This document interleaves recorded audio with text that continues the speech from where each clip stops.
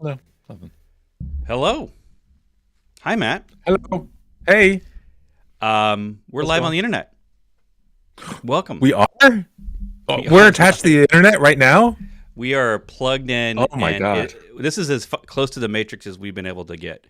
Eventually, you and I will just do this show and we'll have our Apple VR headsets or whatever, and we will just see all the people in our show in the virtual audience, and we will all just hang out together. And watching the video will actually be quite boring because it'll just be two guys sitting in chairs with headsets on. I've been watching Black Mirror lately, so lately they seem to be doing this thing where they put a little thing on your forehead and your eyes go white, and then you live in a virtual world. And I guess that's where the future we're going is. The goggles will turn into a little synapses connector in our temple, and that's all we need.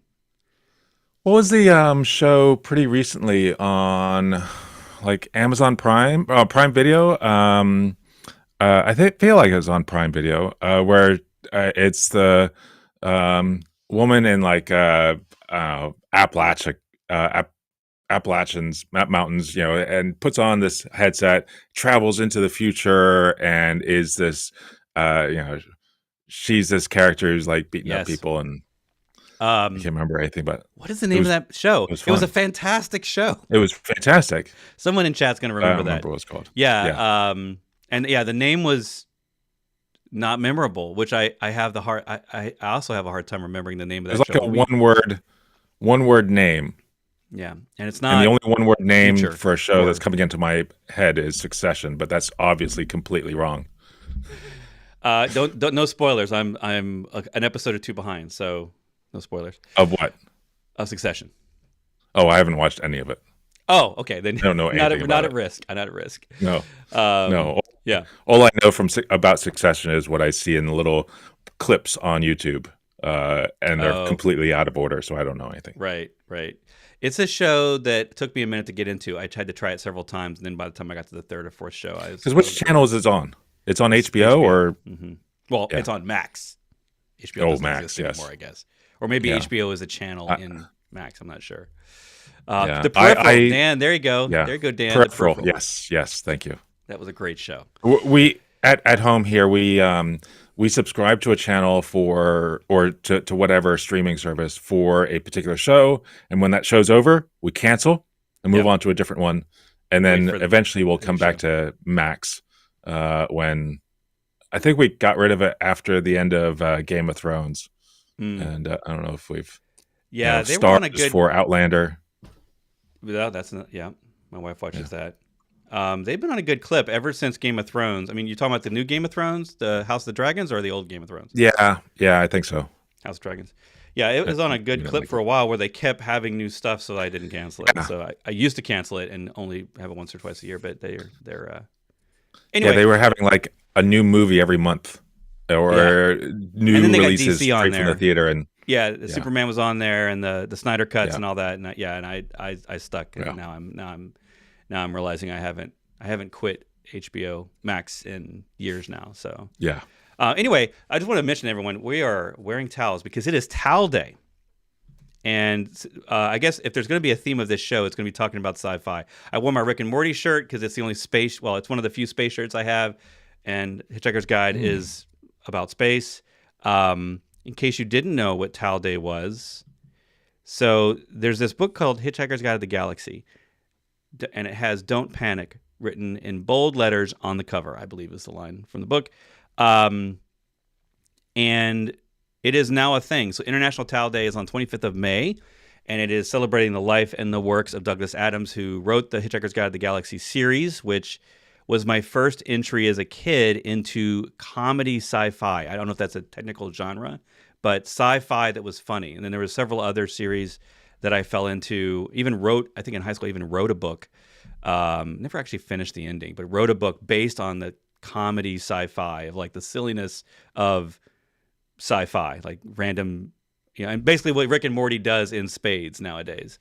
And so it's a thing. So if in case you didn't know, on the 25th you should wear a towel of May every year, and then you should go out in public and have everybody look at you weird. I happen to live at a beach, so wearing a towel outside is totally normal.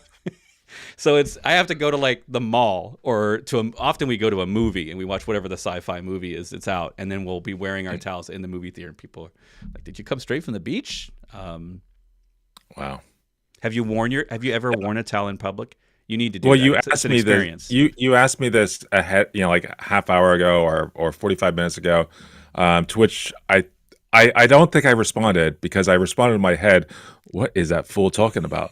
Of course, I'm not going to wear a towel, because I had no idea what this meant.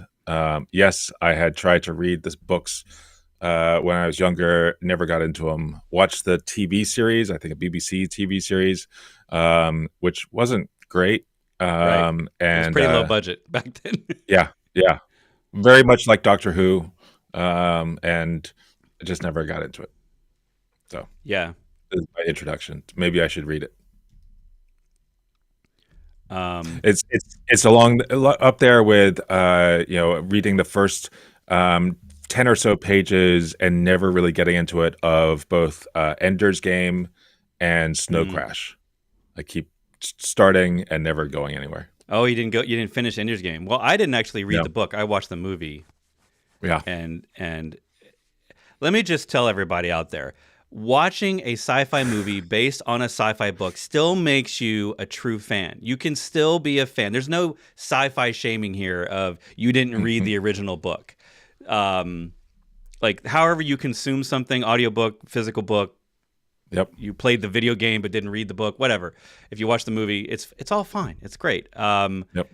One of my favorite authors of all time, Terry Brooks, who wrote the Shannara series, MTV released they've been trying to like make this a movie or a TV show for like 20 years because he's got Yeah. I think 15, 20 books in the series, and it's a vast world. It's very much stolen off of very much stolen from The Hobbit and Lord of the Rings and that whole thing. But it's a different world, a slightly different, a little more dark. And I consumed it as a kid. I think I like broke school records in 7th grade we had a contest of how many pages you could read. Well, if you read a bunch of sci-fi tomes from the 70s, like they're all this thick, right? So you can easily win a book contest based on pages if you buy the paperbacks, and then each paperback is like 600 pages. So it's not a terrible amount of work. Anyway, I did that as a kid, and they've been trying to make movies, and they finally made a series that showed up on MTV. It was not made for me. It was made for a new audience. Yeah. It was made for new teenagers. I'm not sure if anyone actually watched it, but it was sad to watch. One of my favorite, when all these other series and books from our youth have made it into blockbuster movies and multi-season series, to watch the single series of the Shannara series on MTV is like a teenage pop thing. It was hard to watch. It was Wow. But I was a true fan. My point is that if you just watch that show, you're a fan too. Like, it's okay. No shaming. Have there been other ones that have been made into TV series that you have really enjoyed, or was that either a good telling of the book or was just a really great movie on its own? I think of like that's a great Ready question. Player One was great, and the book was great, and the movie was great, as well as I just had another one in my head and it's gone now. But that's a great question for the audience. What was it? The Expanse. The Expanse was great. Both as Which a I didn't read the books series on, of books, but and nowadays I'm actually learning about old like Foundation. I never read that book. Like I tend to find out about old sci-fi through the TV shows and movies that come out now. And you and I were talking before the show. I don't know about you, but any sci-fi I read now, it's going to be new sci-fi. I don't tend to go back to the classics unless like that's a little different. Like when Hitchhiker's Guide to the Galaxy came out 20 years ago for the movie, I reread the book. When Dune came out, I reread the books because I hadn't read them probably since high school, maybe since the 90s. And so I tended, for ones that I knew, I knew, I would, like when Ready Player One came out, I reread the book a second time because The Martian, same thing. When Martian came out, I reread the book. I just rewatched The Martian just like It's good. a few weeks ago. Good. Yeah, it was great.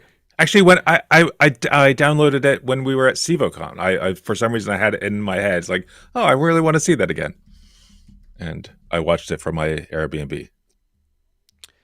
Nice. I'm looking up Takashi Kovacs is the character in. Oh, from The Expanse. No.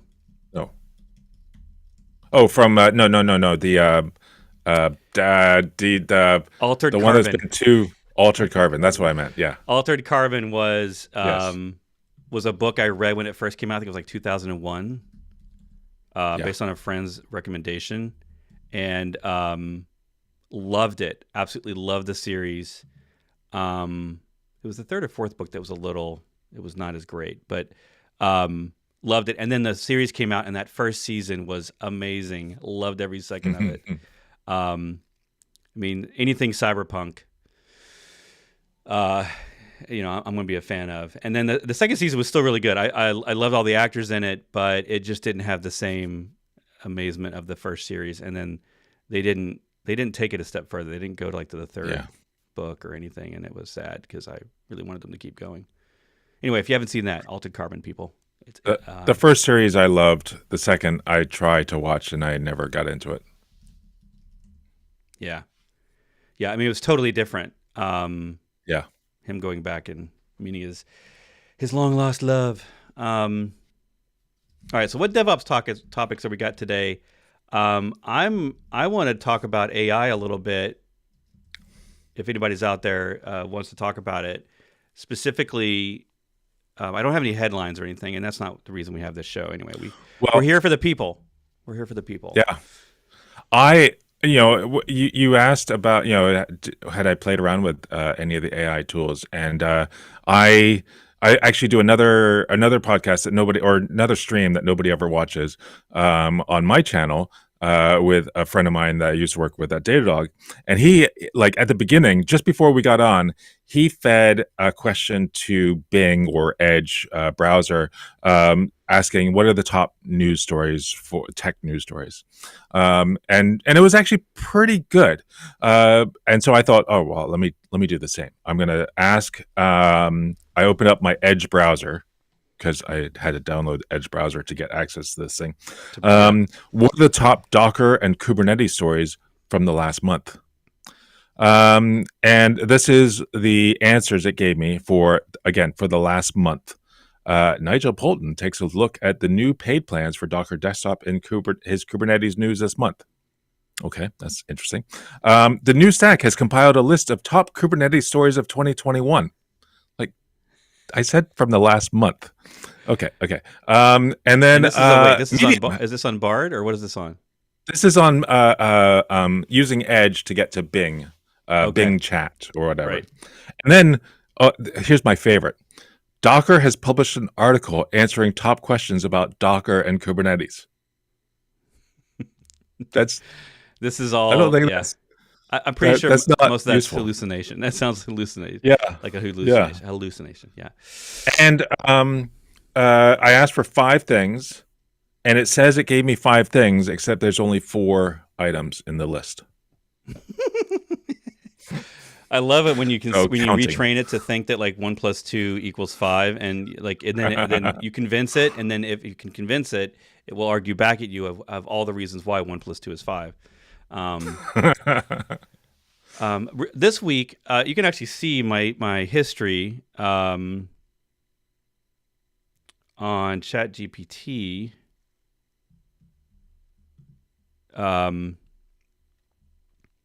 I've just started asking it everything I would ask Google just to see. Okay, so let's back up a second. Neva browser. Yes. Neva browser is no longer a thing. Sadly, it was the first. Sorry, not browser. Sorry, Neva search.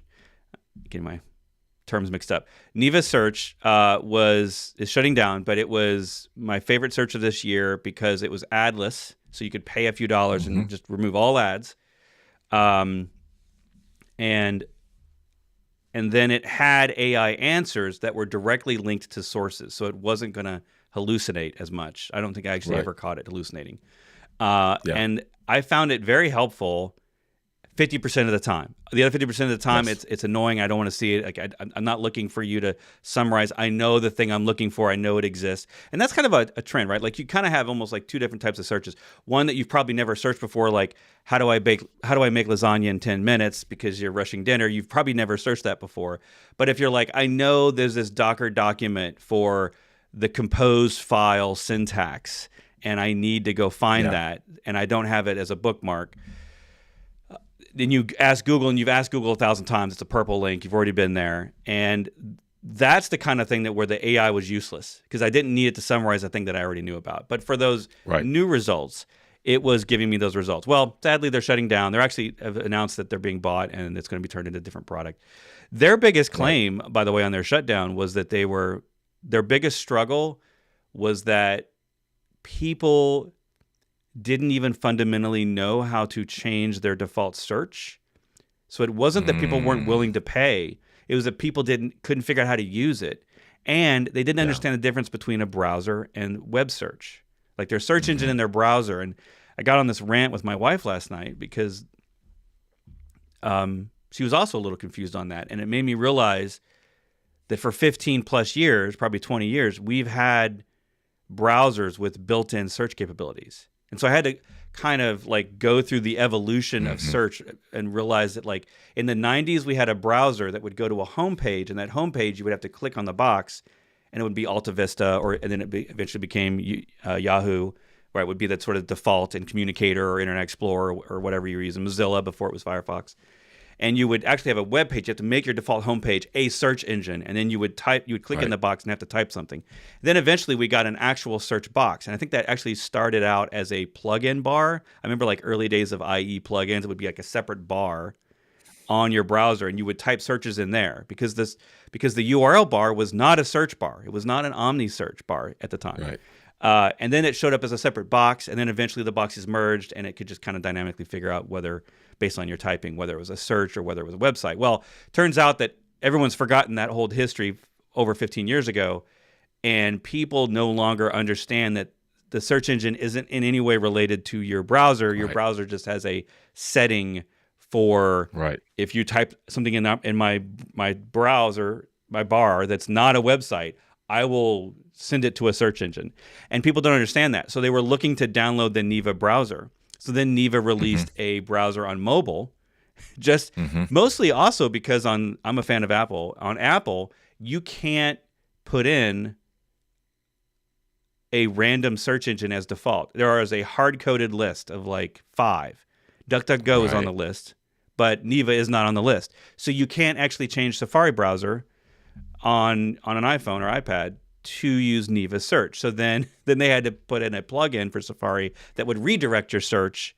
You would actually see it go to Google and then go to Neva. So you could kind of see all this happening in real time and realize that Neva is like the world is so entrenched in Google search that there is no more choice, even though we all think we have choice. We don't actually have choice anymore. And that it's because people match browser with search, and because 90-some% of the world uses Chrome, we are essentially locked into Google until either regulation comes down or someone makes a browser that has also an amazing search engine in it, and that's the default, and that becomes more popular than Chrome, which I don't even know how that ever happens. Like, Arc is working on it. I know. I don't know if you saw the new Edge release, but Edge browser just came out with some features that are very Arc-like, like tabs on the side. But tabs on the side have been a thing in other browsers for a while. There have been other browsers with tabs on the side without plugins. Yeah, didn't Brave do that, or Opera, or one of those? Yeah, that might be true. I gave up on Brave before that maybe happened. I don't remember that happening in Brave. I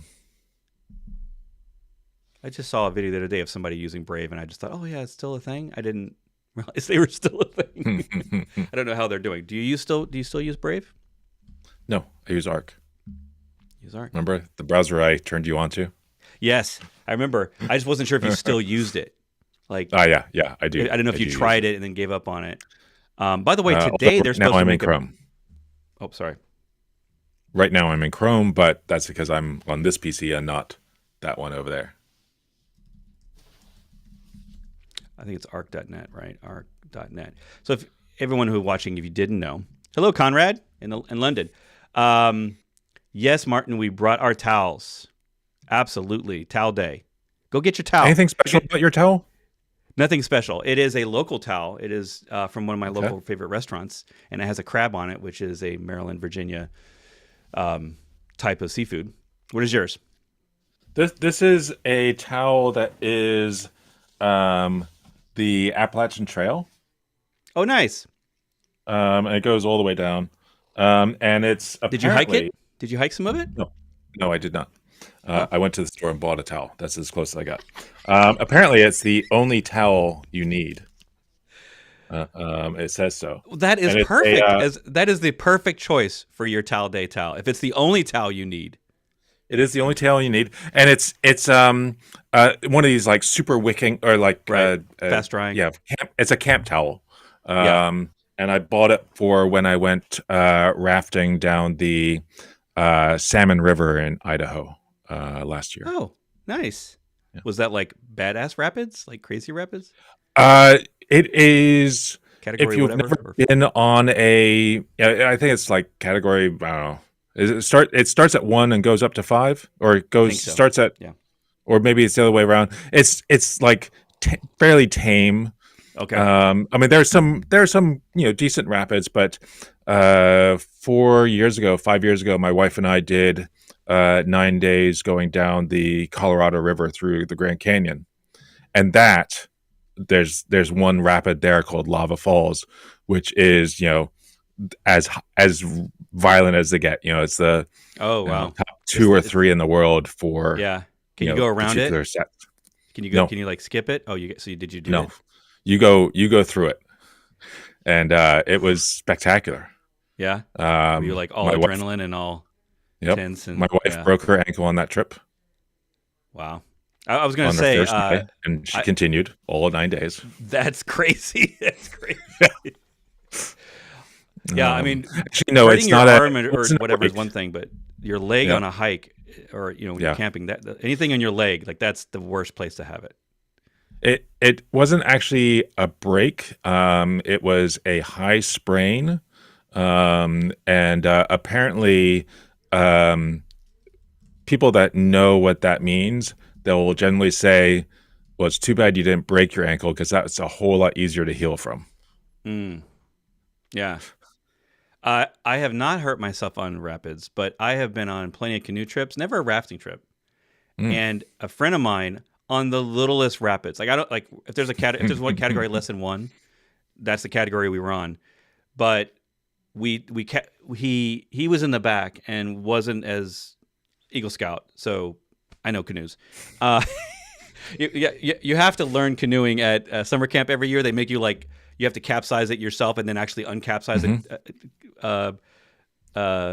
Canoe, and that's like one of the hardest things to do in the 80s with an aluminum, like a big Mhm. giant aluminum, Mhm. old school looking thing. Anyway, he steered wrong, got us parallel, and then we flipped, and he dislocated his shoulder and caused the tendon that comes all the way up your back completely Oof.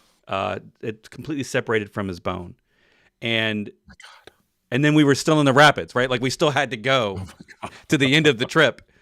Luckily, it was the Oh, second day. It was near the end of the second day, so we only had like an hour or two, and everybody had coolers. Like all of our stuff got dumped out, floated down yeah. river. People were collecting it, and it was on the tiniest, embarrassingly little.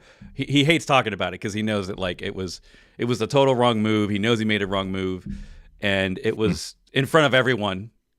And like we had like 8 or 9 Wow. canoes, and we were one of the front ones, and anyway, it's but yeah, I mean, he had to get multiple surgeries for years. He was dealing with it, and probably still is. Mm. So I guess my point is that I probably will never do the big rapids because the smallest ones, yeah, I could still see people get Right. seriously hurt on small ones, and I almost saw my parents almost drown one time on the slightest bend in a river where they got caught in a canoe against a tree, and then the pressure of the water momentum pushed the Mm-hmm. canoe over Yeah. next to a tree, and they almost I got can pulled like bend under. the canoe. Yeah, and they got. I mean, Yeah. it was not that bad. It was actually a very lazy river, but they just got in the wrong position. They were not Yeah. in great physical shape. They were probably in their late 40s, early 50s, and I thought for a Mhm. moment that I was going to lose them. Like, Wow. so anyway, all of that's When I happened in say like the worst, like littlest little rivers and lazy streams. So I'm not going to do the big rivers. when I say the Salmon River is not a fast river or strong rapids, it really depends on the time of year that you go. When Right. I went in June or July, it was a very tame river. But if you go earlier, in fact, I'll tell one more story about this. Um, when my mother found out I was going to this particular river, the Salmon River, and then connecting to the Snake, and I was going to, this particular route. She says, are you going to? And she mentioned one particular set of rapids. I was like, how does she know about this rapids? And I look it up, and yes, that is one of the ones that we're going on. Well, make sure you wear a helmet. Like so, or can you find out more about the condition? So I called them up ahead of time to say, do you know about this particular rapid? Are the conditions going to be okay? And they said, yeah. And I told them why. So my mother told me that she is my dad passed away a number of years ago. She's been seeing this other man sit for the last 5 years, and his son, when he was probably about I think like 10 years ago or so, his son was a fireman with the Seattle Fire Department, and went with his son on a Boy Scout trip, and he was like one of the chaperones down the Salmon River, and so he was one of the chaperones, and they're going down this river. It's earlier in the year, and they hit one set of rapids, and apparently it's a really when the water's high and fast, there's a 50% chance you're going to flip, and then it's like a mile of rapids, and it's really, really hard to rescue anybody from. Right. He was killed in that set of rapids. There are very few deaths in the Idaho rivers, but he was killed on that set of rapids, and I was going down it in a few weeks, so they were very concerned. But it turned out you go later in the year, it's no problem. Yeah, that's tragic. Oh my goodness. Yeah. I mean, I guess maybe there's something to say that, you're going out. I mean, the only positive silver lining I could think of is you're going out doing something you love or doing something exciting rather than sitting in a hospital bed with I'm just thinking about cancer. Honestly, I'm like, I'd rather die in a rapid than but not unexpectedly at a young age. Like I don't want that to happen either. So and when you go hiking or going on a river raft or any of these, I mean, you have to know that you are doing a risky activity, and there is a chance that you could not come out of it alive. They try to do everything they can to make sure it's safe, but I saw. I was watching a set of videos by a guy named, I think it's Aiden Robbins he's got a YouTube channel, and talking about the hikes in Hawaii. And apparently so many of the hikes, the more famous hikes, have all been closing over the last few years, basically because a number of people have gone on some of these hikes, and either there was a rock fall or they just fell off the side of the mountain, they were killed, and the families sued the state of Hawaii, and they won. Basically, because the Hawaii wasn't maintaining this trail, and Hawaii wasn't, wasn't warning people to guaranteed their survival. And yet, these are extremely dangerous routes. Stairway to Heaven, I think, is one of them. And so, all these trails are closed, and that the reason is because Hawaii just can't afford more lawsuits. They're having to pay millions and millions of dollars on lawsuits because people are doing stupid things on trails. That's a shame. Yeah. These are not related to Docker or Kubernetes. Well, we're here for the chat. So people in chat, we're talking about cloud native DevOps. That's this show every month, and you drive the conversation. So give us topics, give us questions. I'm just going to throw one out there if we don't have anything to talk about. Well, I think one other thing around AI for DevOps, you were saying that you were just giving it the same searches you would search on Google for, find me the Docker Compose format or something like that. And I sometimes use ChatGPT for that exact thing. And it's not so much, I don't really care about, don't give me the documentation for the form for maybe was it link directive or something else on in a Docker Compose file, but give me 5 examples of using the link directive or some other directive in a Docker Compose file or a Kubernetes manifest. Give me 5 examples, and that are interesting, and then it comes up with some really great great examples, and most of them are real. Sometimes they're not, but most of the time they're really useful, and it's a great way of learning. As long as you give it, I think a lot of this is learning what are the right questions to give. Mm-hmm. So many people had to learn how to ask a question to a search engine.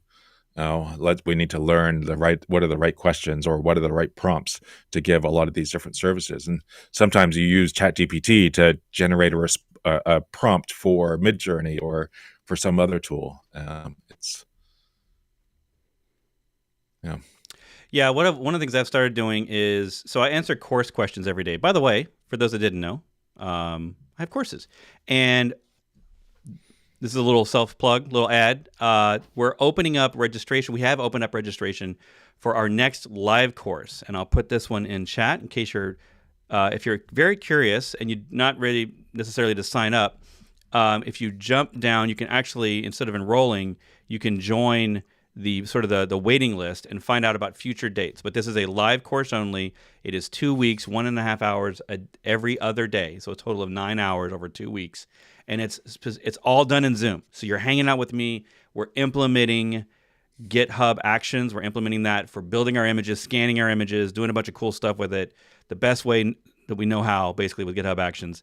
And then we're using Argo CD to use GitOps methods for deploying to Kubernetes. So imagine it being a 1-2 combo of take your software, put it in the images, the best leading edge way we know how, and then automate it onto your clusters. So that's happening in July.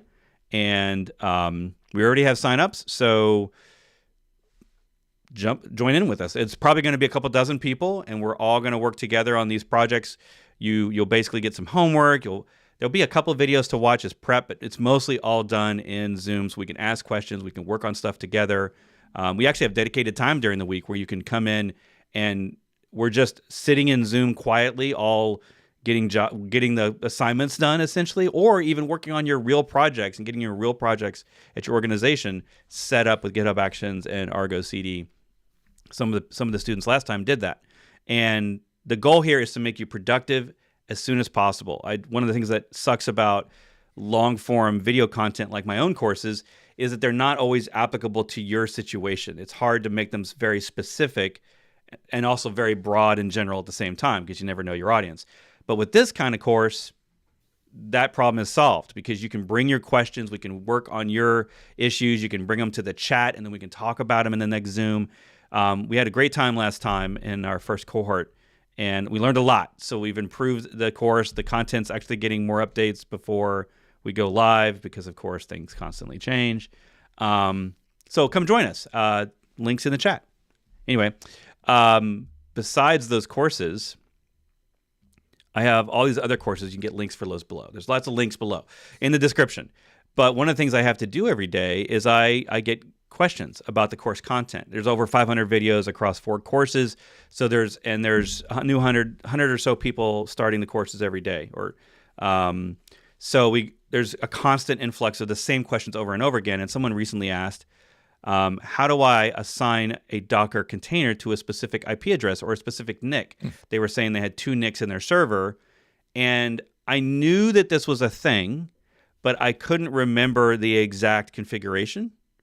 And so I just went in and asked, now this is ChatGPT 4. I asked it, I just simply said, assign Docker to a specific NIC.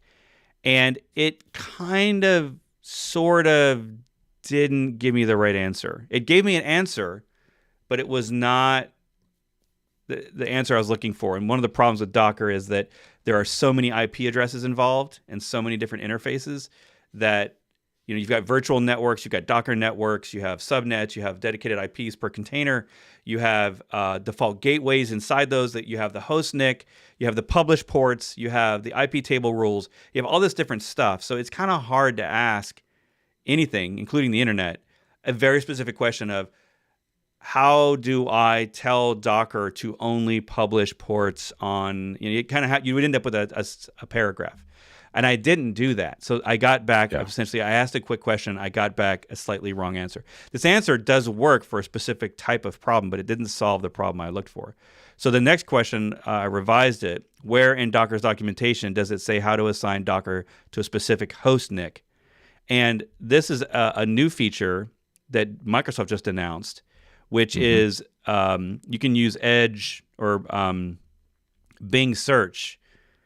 And so it searched Bing for me, which this is a little bit silly. I feel like it searched Bing for me.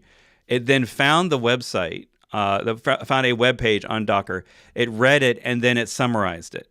Ironically, it actually answered the question correctly, but this was the answer I was looking for. This is how you can actually tell a specific container on run. When you do a Docker run, you can say, don't just publish this port to a specific port, but publish it on a specific host IP. So that's one of the answers. And it goes on and gives you a bunch of other things that aren't directly related to the answer I was looking for. But I was able to just basically copy and paste this part into the answers to the students, and it started to make me to realize, one, it's going to be a while before any of us are completely automated out of like answers, because me being able to discern, is this truth and is this the right answer? Like, it still takes a human to do that. And as far as I can tell, we still got a long way to go before the generative AI stop hallucinating and stop giving us either wrong or completely made up information. Yeah, I mean, I will ask it, questions like this, but I will make sure that I ask it a good question and not this random few words about Docker and Nick. Ask it a good question about what is it you're actually looking for. Just as you were going to ask, a human expert, what are you looking for, and give me an example of using it, like a full Docker command that uses it, and for a simple example, and then try it out. And if it doesn't do what you expected, tell it what you saw. Tell it, oh, well, here's the response I saw. I was hoping I'd get whatever you were hoping for. As oh, sorry, I misunderstood, and then it'll give you a better answer. And usually, with ChatGPT, you go back and forth 2 or 3 times, and you get exactly the right answer. With Bing and with Bard, with Bard, after 2 or 3 responses, like Bard just says, I don't know.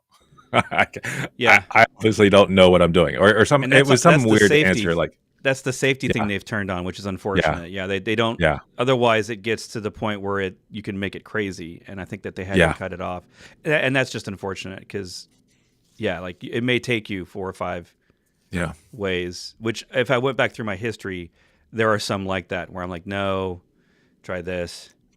Yeah, it's a newer code interpreter plugin for ChatGPT. I haven't. It's one that they are creating that will allow you to, actually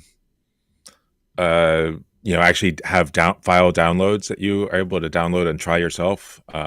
Which those look pretty cool. But I tried giving Bard, how do you do something and I gave it a few different languages, and all of them, whether it was Go or Python or any of them, it just either make up stuff that doesn't work. Conrad saying it's better at explaining programming languages. I've had exactly the opposite reaction. It's terrible at. I haven't found anything that Bard was good at, but maybe I just need to give it more time. Try. It's up to me to learn the right prompts. Right. I have actually not used, other than just like the initial, oh, this is neat. I haven't switched from ChatGPT over to any of the search engine ones, just because I assume, because I'm paying the $20 a month, I assume I'm getting a better experience. I don't actually know. I haven't compared results, but I'm also not a Bing person, so I don't habitually go there. I was using Neva before, and it was giving me AI results, and they were early. They were before, any of the other search engines had that context. But I still feel like I'm barely touching the surface. And I know that there's some videos on. This stuff is all over YouTube right now, and it's hard to keep up. But I find a lot of the examples and the stuff that people are talking about is very contrived. Like it's like, oh, to give me 5 ideas for flowers to put in the garden. Like that's not really.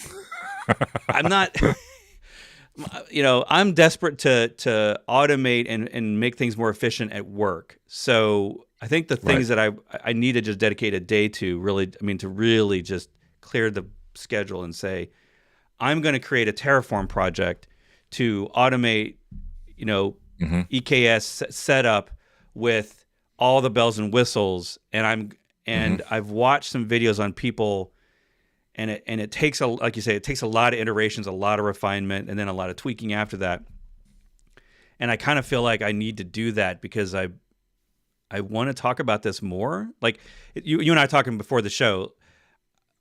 Some of us probably have some of you out there probably have this feeling. It's like if I don't stay up to date on this stuff now, I'm really going to be behind in 2 years. Like if I don't at least dedicate a little bit of time to this, and that, who knows? This might be like VR headsets, and it'll all go away the dinosaur in a couple of years, and like none Hmm. of us are using any of it anymore because it's a silly experiment, and we haven't solved the hallucination problem, and we're all tired, and search engines just got better, so we don't really need, or maybe the AI is sort of running in the background, and we're not really interacting with it. It just kind of improves results, and maybe we don't care. But the Copilot stuff, and what's the one on Amazon now? It's the competitor to Copilot. Anyway, those are, I think, to me more compelling. But I just got accepted to the GitHub Copilot chat, Hmm. which like we don't normally develop in a browser in a search engine experience. So the people that are going into ChatGPT and having it write files for them just feels Right. weird, right? Because now I'm doing a Yeah. lot of copying and pasting. Right. I'd much rather have that in VS Code. And I know that there's ChatGPT plugins you can put into VS Code, but they're not really a streamlined experience. So the Yeah. chat, so GitHub, let me just back up for some people. GitHub Next is a thing. You all can go there and you can sign up for any projects you're interested in. And a lot Hmm. of, no surprise, a lot of the projects right now, these are all like opt-in betas, and a lot of the projects Hmm. right now are all around GPT, generative AI. So you have like Copilot for docs, GPT-4 with for calculations, Copilot for pull requests. So it'll look at your code changes and auto write the pull request for you. Copilot for CLI, which I'm using now, which is this, like a lot of these other ones. It helps you ask it a question at the CLI, and then it will give you the command you're looking for. I love it for regex stuff or for like cron tab or things that you just don't you use them very rarely. Like give me the find. These are the things I used to search for, and then I'd have to go through like various Linux websites. Like give me the command to untar just JSON files from this GZ file and then rename them to this format in a single directory. Like Hmm. where you're piping commands to each other. It's really helpful for that. Yep. I use it. I use it now for that. So Copilot Voice, I'm on the wait list for that. You can actually see. Well, actually, maybe that's their status. Their status is you can be on the wait list. I have not gotten into that one yet. The GitHub Blocks is actually not related to AI, but it is pretty cool. It allows you to really make advanced markdown files that are interactive and usable Oh, inside of GitHub repos. So you can put in more than just markdown, and you can drag and drop things so, in. Like give me a so like a graph. Jupyter, like Yeah. a Jupyter notebook. Yep.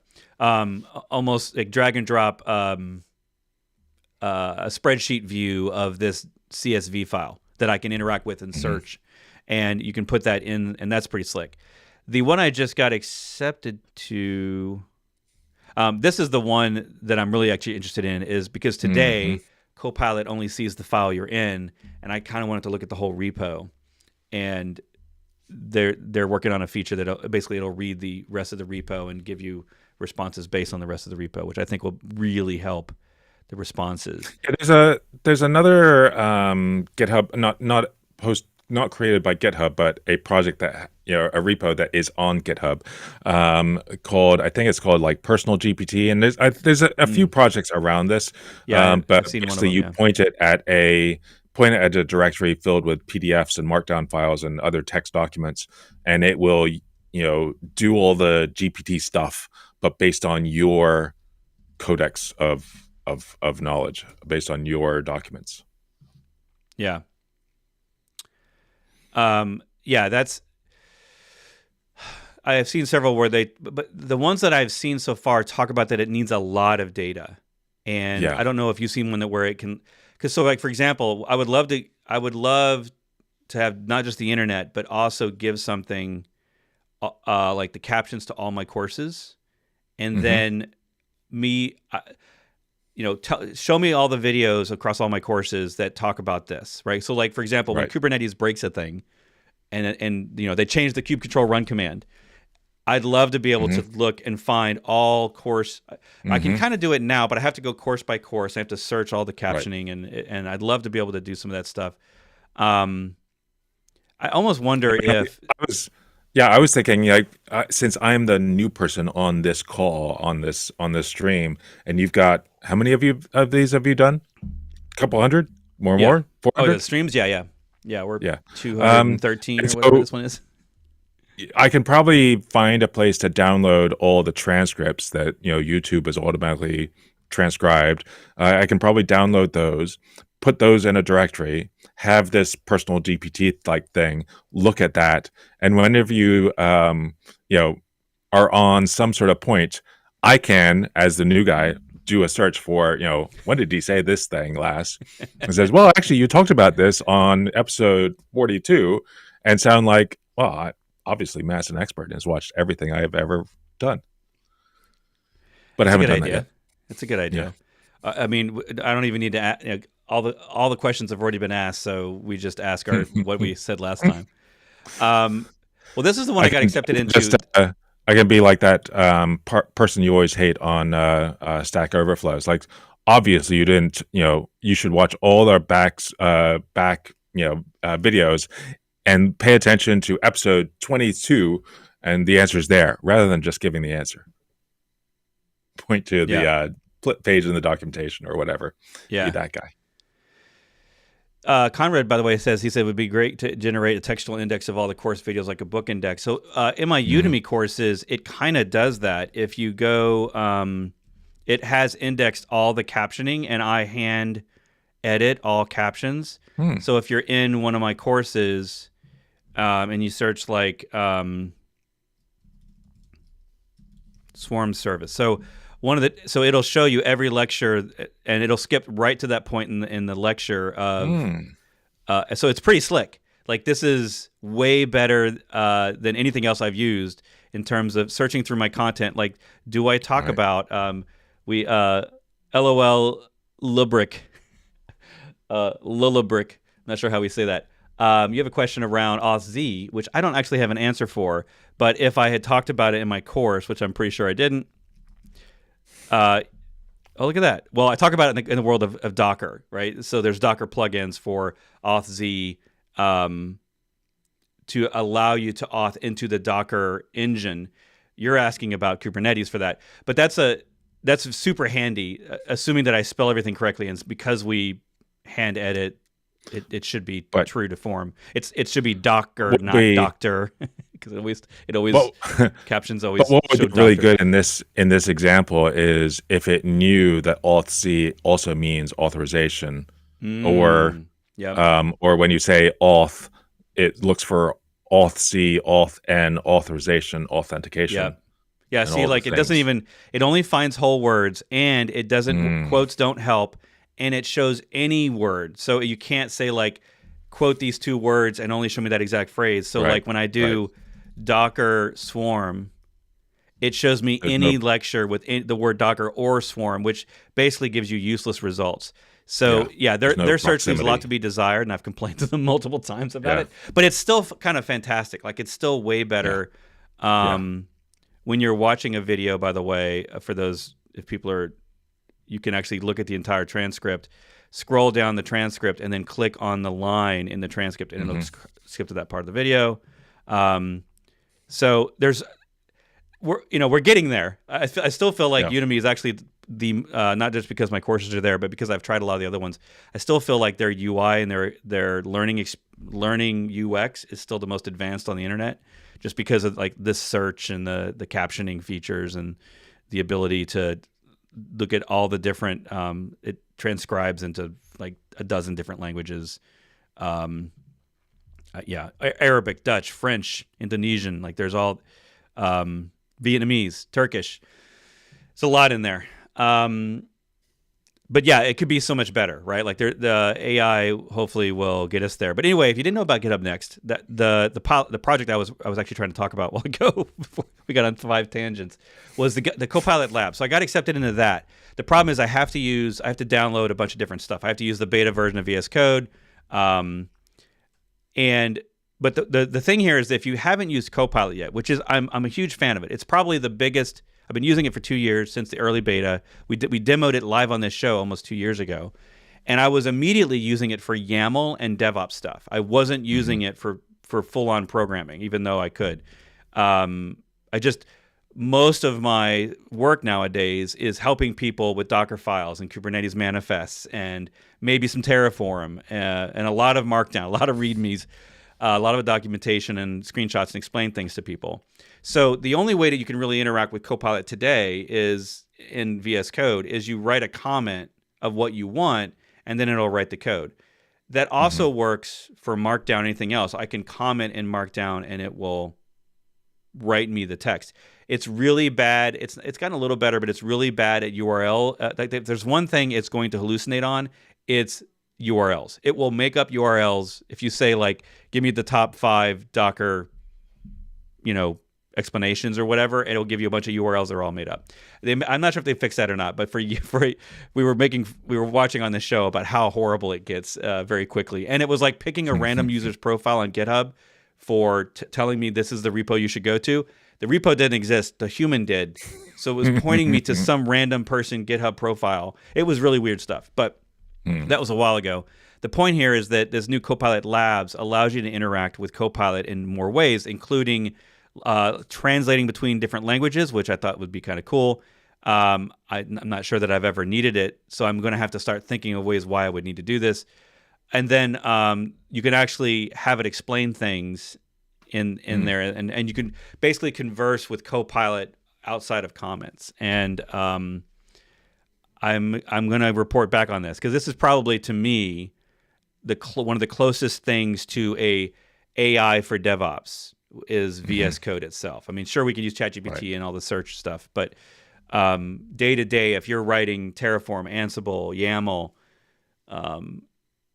shell scripts, and doing a lot of this stuff, like it wrote me a GitHub Actions, some GitHub Actions YAMLs all the way through.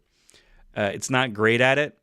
Honestly, I'm not terribly impressed yet. It hasn't been that useful, but it at least shows me to get this. It gets me enough to get the process started, and then I go from there. But it tends to like make things up and it gives me commands when it should give me plugins and stuff like that. It's not great. There have been other tools that also do a lot of what it's doing, like Kite, which was more Python focused. Do you remember Kite? It was it was a pretty cool tool. I can't remember all the detail, but I think it did a lot of this same stuff. But then there's also Tab9, which is an Israeli startup that is doing a lot of,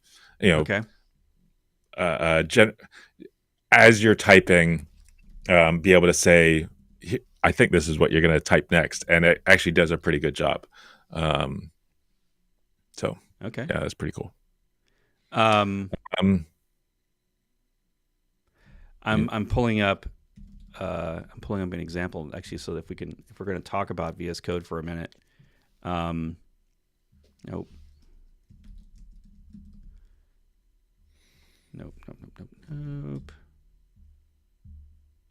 See if I can't get it on screen. You're clicking madly. Yeah, I'm realizing it's probably easier for me to bring it up in a browser. I'm just going to go to github.com/Bret Fisher/Udemy. So this is a course with a ton of example files in it. And then if you hit period on your keyboard, I don't actually even know if it used to work. Yeah. Or just change it to dev. Oh, you know why? It's because I was in an issue. Yeah. Um, so this should bring Copilot in.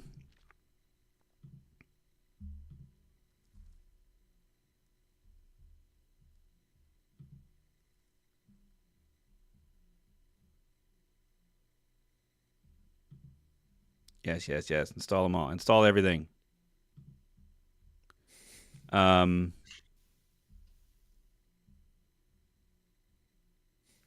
yeah, it's going to require me to do all this stuff. Yes, yes, yes.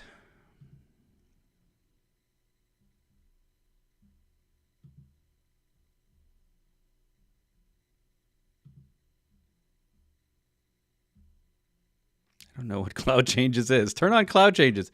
I don't know. That sounds like a thing I want. I don't actually know. It's still not. Copilot's still not there. I guess it's slowly loading. Anyway, this was all an attempt to talk about VS Code Copilot use it while we're talking about it. But then I realized I'd have to have a button. Actually, do I have a button for this? Might just be faster to do this. And then this. How about that? All right, let's try this. And of course, you're not in this window.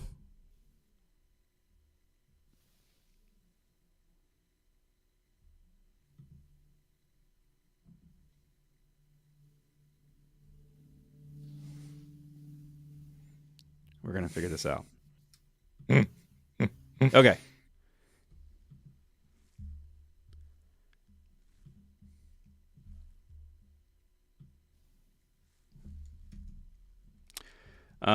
So let me make a new file.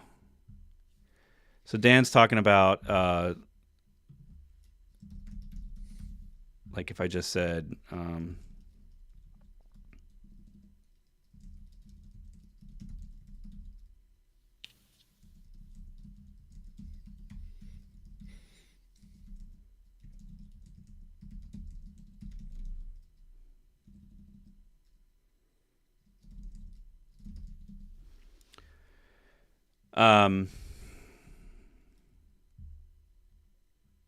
oh, wait, hold on. All right. So, why is my Copilot not kicking in? Demo fail. And see, it's wanting to write more comments, not an actual Docker file. Now, I'm writing this. It's amazing. It's controlling your fingers as you. Yeah. It's incredible. That's spectacular. Of course, I have Copilot Labs installed, which I haven't used yet because I have to be on the beta version, and I don't have the beta version downloaded. But already a demo fail. So, I'm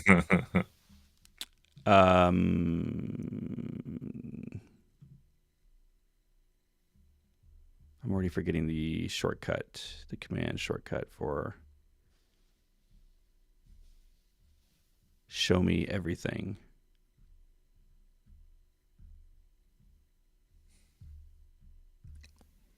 I guess this is not how you actually use it. I found it interesting that as you fumbled around in the editor, the number of people that are actually watching the stream is slowly climbing up. So, they're waiting for something interesting. Actively demoing. Live tech demo day. Danny's saying, I think GPT-4 is excellent for coding compared to GPT-3. Is Copilot better or equally as good as GPT-4 for coding? Since I only do YAML, as you can see, I'm not. I mean, last time I did a Docker file, because I write my own Docker files. But if I do a YAML file, maybe it'll work for me because I'm stumbling through this. But since I don't program every day, I don't feel like I'm the right person to answer that question. I would say that Copilot is native and built in, and it's not using GPT, at least not yet. The current version of Copilot, I believe, uses a different tool called Someone's going to know in chat. It starts with a C, like Coda or something. I can't remember what it's called. But it's technically, I think it's considered an older technology. But for 2 years now, it's been finishing my sentences and writing my markdown. And I've never really switched over to ChatGPT as a way to do this, right? So obviously, we could actually do a live demo here of a Docker file. One thing that's interesting with all these tools, whether it's Copilot or ChatGPT or any of them, it's not like a slam dunk.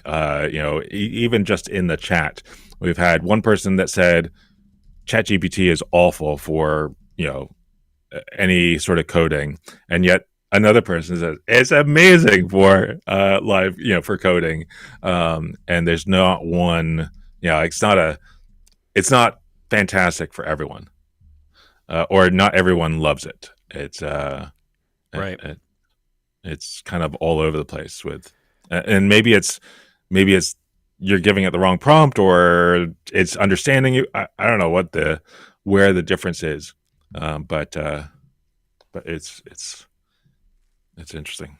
I mean, I like it, but then I can understand why some people don't like it and don't like the answers it gives. And I did see there was on Twitter, there was somebody this morning posting about they knew somebody who was giving a homework assignment, for a coding job, and it was an interview, and they gave an assignment. Apparently, the assignment always takes like 90 minutes to do, and this person responded in 5 minutes with an answer that works, but they obviously didn't do it.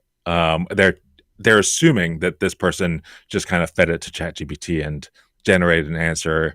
It technically was correct, but I think this guy said it didn't have any depth to the answer.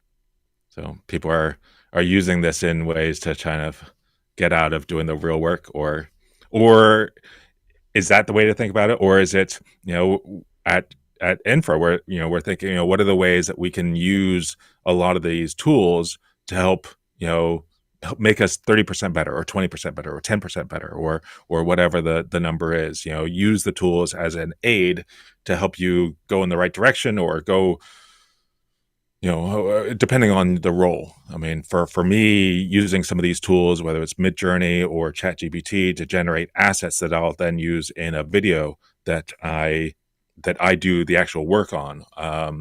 There are cool tools that are kind of doing the videos for you, but I don't really like them. But if I can use Midjourney or Magician in Figma to generate assets that then I animate in either Motion or Final Cut, that helps me become 30% better, or 30% faster, or something like that. And it's an easy thing to justify paying for. Yeah. By the way, NCQ, thank you so much for a gifted membership. It seems my sound effects are broken today. Another thing I broke this week.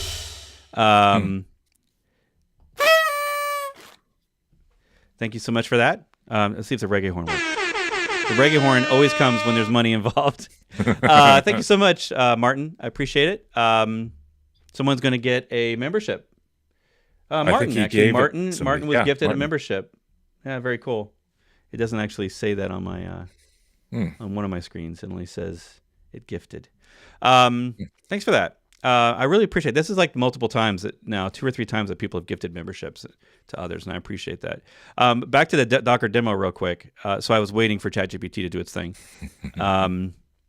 So oops, not that one. Well, let's look at Copilot. So Copilot's struggling a little bit. So what I did was you can actually ask it to make 10 results, right? So instead of giving it the default, because sometimes if it'll give you a result, it'll give you a default one in the file. So it gave me a bunch of different results, which I'll take it a minute, and they were all pretty garbage. So it doesn't seem to understand that I'm in a Docker file, or I'm completely using the tool wrong for Docker files. But this works great in Kubernetes YAML. And for some reason in Docker files, it is not understanding them. All right, so finally by suggestion 5, it looks like it's finally getting there. Oh, maybe suggestion 3. But yeah, some of these are really off. These are weird. But then suggestion 3, all right, let's look at it. So, yep. So one of the problems is it just like anything, it's going to naturally use old versions of things because it doesn't necessarily. So here's one of the problems, right? Is it's using all the open source code in the world in order to derive results, but much of the open source in the world is written on older versions of languages, older frameworks, and so versions of things are always going to be a problem for me. I'm usually going to have to change. If I'm asking it to do anything that has a version, a symver in it, it's almost always years old. So here, this is absolute garbage. This is useless. That does nothing. That's wrong. And see, and I don't know what it's like. What's the rest of this? I don't understand any of that stuff. Like, why is it putting there? This is another one, even though it's commented out a lot of it. It doesn't do what I asked, but it's probably a working Docker file. And then, that has potential. That one has potential. It's a multi-stage, but it's going for development, not as production. Yeah, okay. Yeah, this is good stuff. This one's actually, so by the time I get to suggestion 5, we're getting somewhere. So I could probably run that in a typical Python app, and it would probably be pretty close. It's interesting that it's putting in development and stuff. So I've asked it for a production multi-stage image. So this one, it decided to do production first, as I would do, and then it layers development on top, which is actually starts here. This is actually makes sense. I would totally do something like this. So, and then that one looks very similar. That one is actually wrong. Anyway, yeah, so a lot of varying results, but you're going to have to be the expert to determine whether or not these are going to work, right? Like this is wildly different stuff. So let's go back over to ChatGPT 4. So this is ChatGPT 4.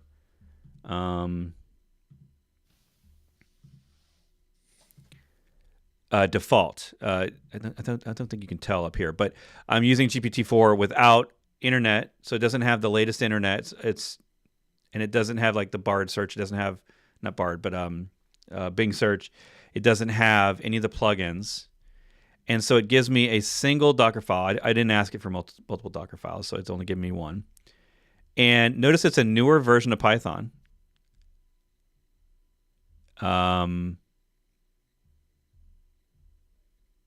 That's pretty, yeah. That's yeah. Oh, look at that. It's pretty interesting. This one's actually a little more advanced. So I would say that if we were doing this really unscientific comparison, this is a pretty cool file. It actually does a copy from Builder. It understands that this is the Builder layer or Builder stage. It's acting as a second stage here. It's starting from there and then copying over root local, which probably is where the pip user installs. Yeah, because it's doing a user. So yeah, this is actually pretty advanced and pretty slick. This may actually work out of the box and actually implement some best practices around using a pip user-based install so that you were are we setting user? No, we're not setting user. That would be pretty amazing if it did that too, if it did least privilege. So I guess if I had to choose, I would have to find a GitHub Copilot one. You should really, you should give it a follow-on message. It looks like you're not using user. What was it? User privilege, least privilege. So, say that, and can you?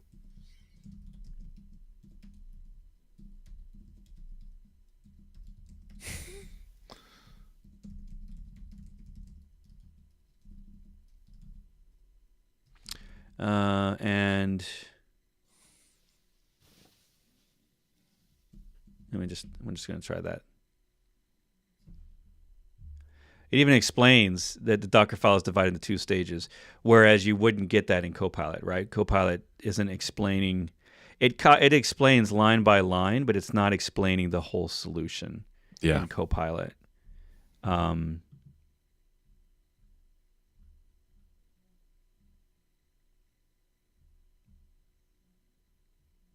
Oh, switch to non-root user. There, it's going.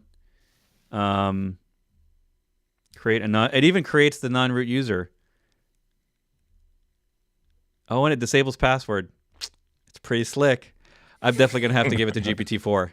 Yeah. Yeah. Yeah, that's pretty slick. I didn't ask it to make the user, but it knew that the fact that I asked it to add that user and then it knew that it needed to create the user first is a pretty impressive leap to understand that the causality. Or, I mean, it is probably just looking and it's saying, oh, well, every file, and a lot of the files that have user Python in them also have this other line, so I have to add that line too. But still, it doesn't matter how it derived to it. It seems intelligent to me enough that I'm impressed. Way more than Copilot does. Especially considering Copilot went off on a lot of tangents and I would really have to work. I mean, like its default suggestion would have been suggestion 1, which was garbage, and then suggestion 2 was garbage, had nothing to do with a Docker file. That's, by the way, that's if I jump back over here, this is what I'm talking about with the markdown hallucination. If you see this second suggestion here, see all these URLs, I bet you none of those exist. I bet you, yeah, I'm going to click on one. Let's see. Oh, that one does exist.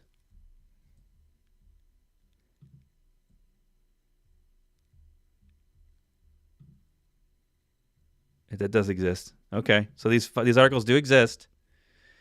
And it's funny because Python Speed is a website that I actually use because they have some pretty cool articles on getting.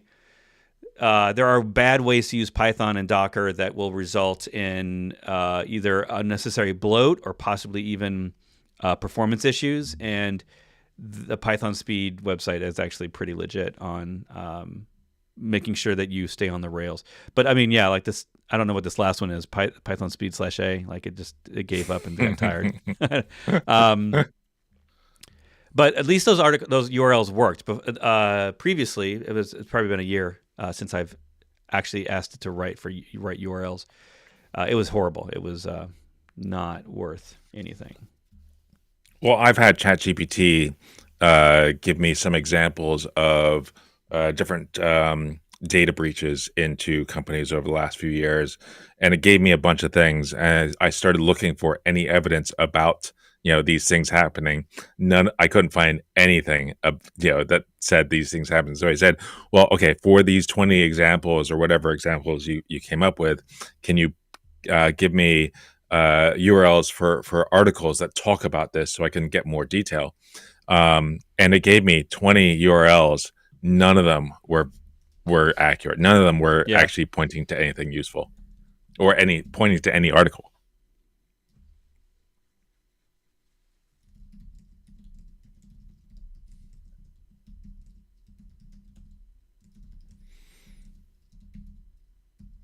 I'm just while we're sitting here, I'm going to ask it to make a Terraform file because now I'm curious. Now I'm like, oh man. By the way, Conrad's saying Microsoft. This is a quote from Microsoft.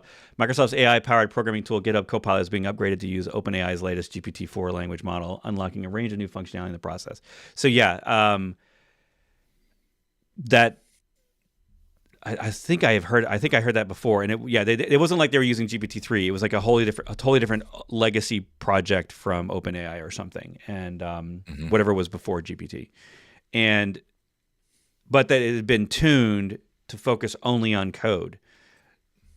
Really, what it was tuned to was open source repos, which also contain Markdown and YAML and everything else. So I've been using it. For those things that aren't technically programming, whether they're description, whatever you want to call, data languages, markdown or markup languages, whatever. So write a Terraform file for creating an EKS cluster with 5 nodes. On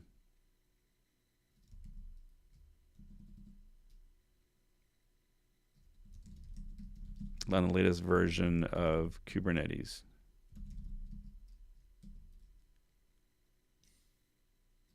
We'll wait for that. GPT-4 is slower. And I might try to do it with Bard because the problem is you can't, I keep saying Bard, I mean Bing. You can't change So when you do this, I can change browse to Bing. I don't know if that will actually make a difference, but we'll try.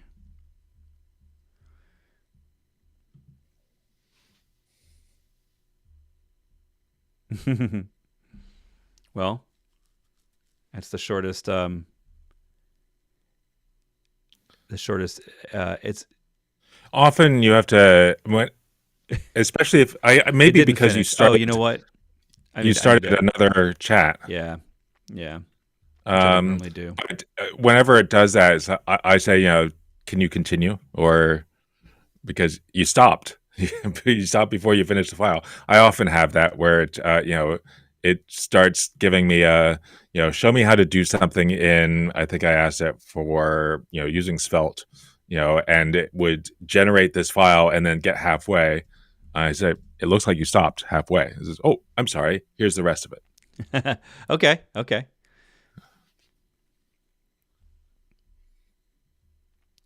It's Jerry. Do you have any courses? Yes, links below. A whole bunch of courses, 5 different courses. Coupons are below in the description on Docker, Kubernetes, GitHub Actions, Argo CD, a whole bunch of stuff. Thanks for asking. And yes, they're for beginners. The Docker Mastery course, my most popular one, is designed for someone who is new to Docker. Not new to Linux, not new to cloud, but new to Docker. One course can't teach you all the tech stacks. So the expectation with my Docker Mastery course is that there's a list of requirements, actually, and it expects you to know some Linux, some command lines functionality, some how a cloud works, how to create servers in the cloud, stuff like that. So if you understand that and some basics of computing, like how to run a MySQL server, how do you run Apache, like if you understand some of that history, that will really help you in the Docker Mastery course, because it's not going to teach you all of computing. It's assuming that you're day one brand new to Docker and Kubernetes, but that you understand the underlying operating system a little bit and how to run servers in the cloud and run apps on servers. So Danny's talking about saying ChatGPT has been a great help to me preparing my lessons and creating quizzes. Ironically, I've been doing that thing myself. I actually have, you can see here in my history, Docker concept quiz questions. So I was putting more quizzes in my courses to solidify learning, and I was doing that over the last couple of weeks, and I was using ChatGPT to do it. But the problem is that when I create quizzes in courses, they're designed to always refer to the previous lectures you learned from, so it's very context sensitive. Hence, I need the GPT version that I feed in it my data. So basically, I need questions that are only from only answered in these 5 videos you just watched, right? So it didn't help me, because I'm like, well, these are not the topics. Even if I said, like, give me quiz topics on Docker image building and how you build Docker images or whatever, it's not. I'm going to have to, when I assign quizzes in my courses, I have to say, this is the video that answers that question. In case you didn't get the answer, like, go back and rewatch this video.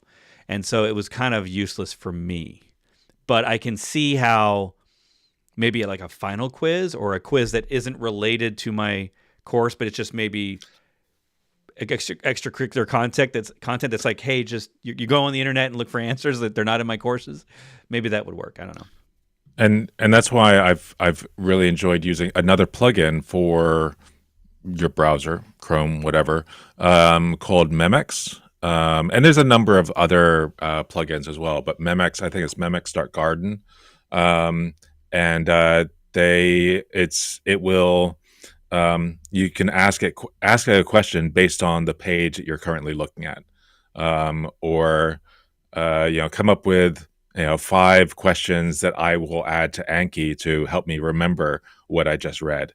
And then there's another plugin I found, which is pretty good. I can't remember the name of it. I'm not using that computer right now. That will actually just generate flashcards that it submits then into Anki. Anki is a cool space repetition tool.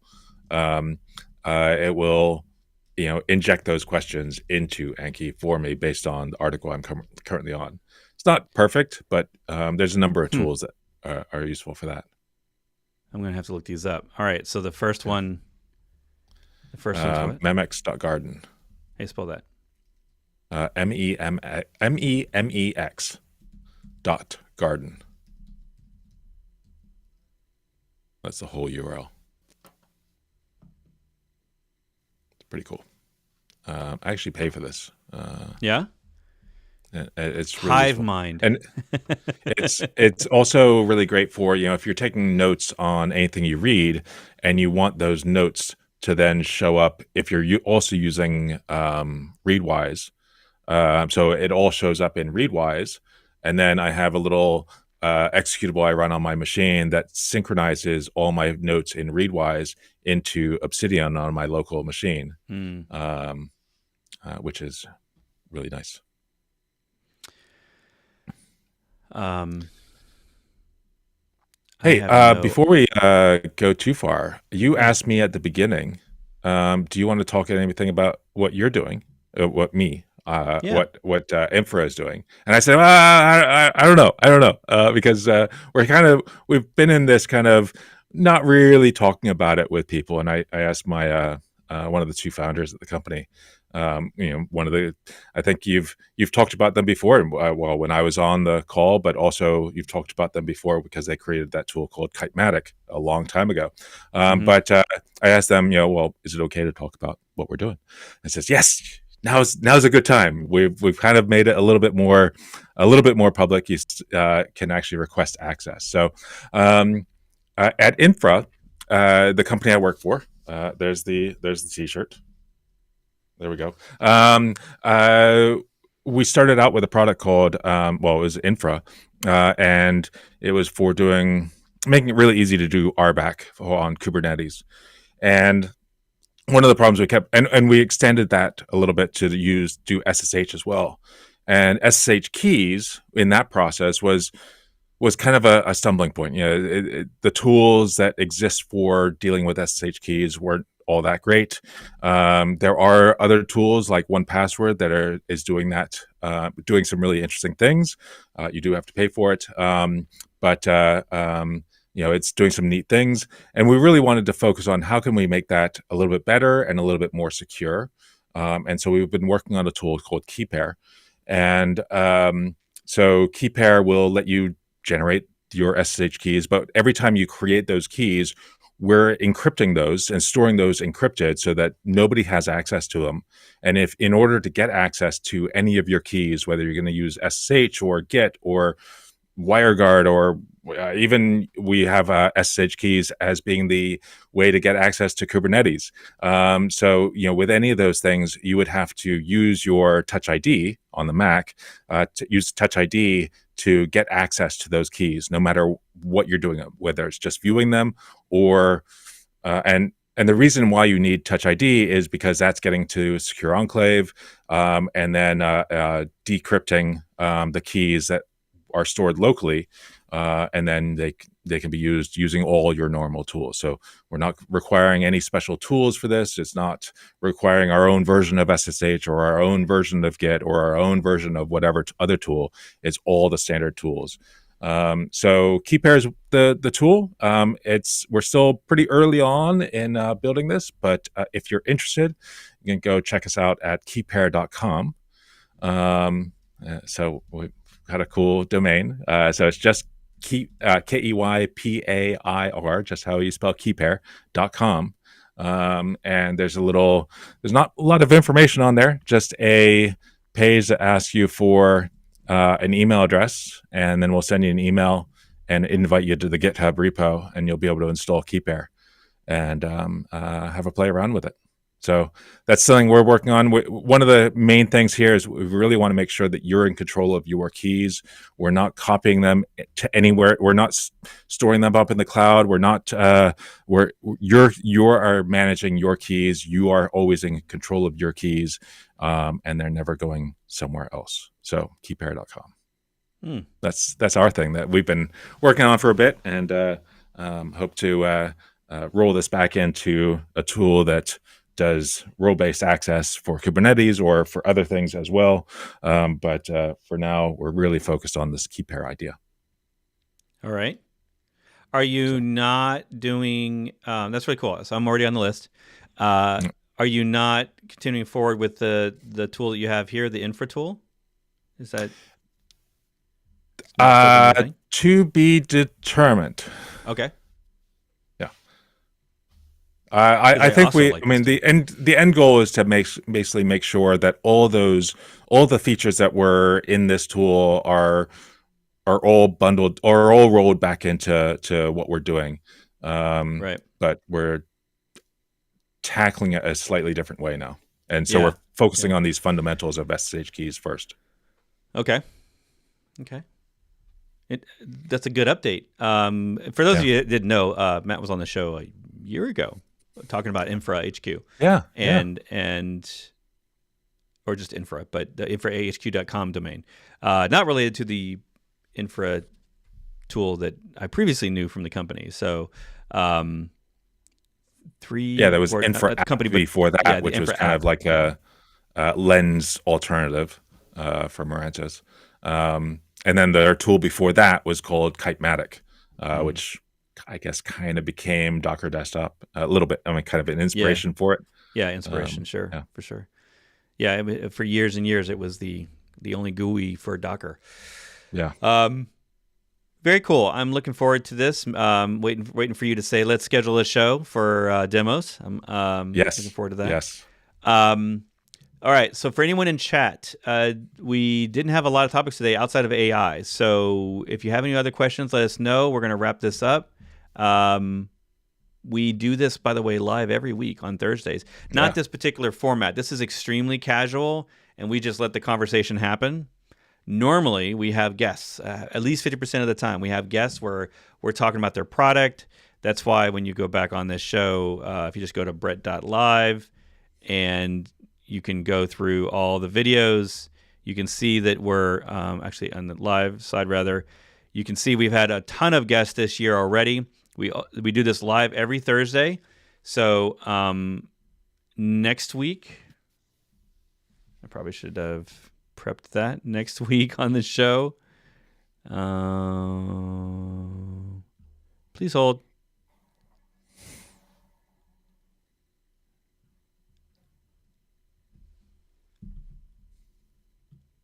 Coming to the end of the show, it's time to open up my blinds. Yeah. You're bringing the daylight back in. All right, next week is Kasten. So, So Michael Cade from Veeam is going to be on. We're going to talk about Kubernetes backups next week.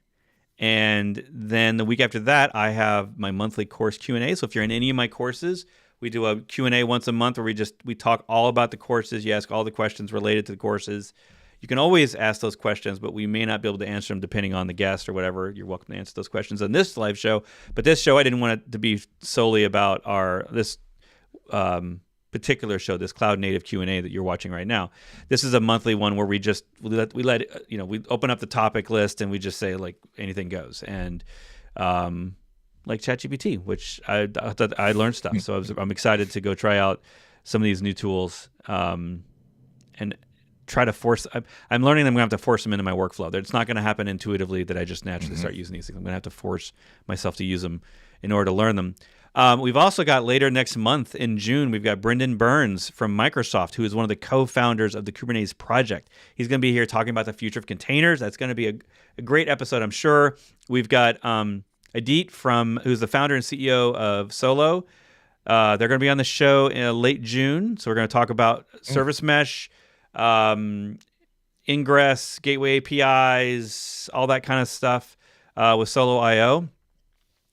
Ambient mesh is one of their things. Zero trust security. I've got this list on here. Cilium eBPF, which we've talked about on the show before. Envoy, which we've talked about in the show before. Also in July, we're going to have Ufizzy on. Josh, the co-founder of Ufizzy.